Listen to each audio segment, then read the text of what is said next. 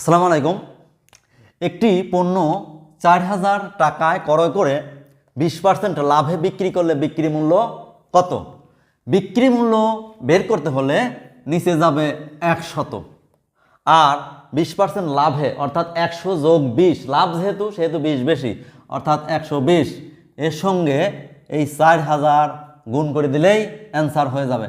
এটা করলে হয় 40, 4 বারং 48, 4800 টাকা। আমরা যদি এই লাভ বাদ দিয়ে 20% ক্ষতিতে বিক্রি করলে বিক্রি মূল্য কত এটা বের করতে চাই, তাহলে কি করতে হবে? বিক্রি মূল্য বের করতে হলে 100 দ্বারা ভাগ করতে হবে। বিক্রি মূল্য বের করতে হলে 100 দ্বারা ভাগ করতে হবে। 20% ক্ষতিতে তার মানে 100 মাইনাস 20, তার মানে 80 ইন্টু এই যে 4000, তার মানে 40, 4টা 32, তখন 3200 টাকা অ্যান্সার। Thank you.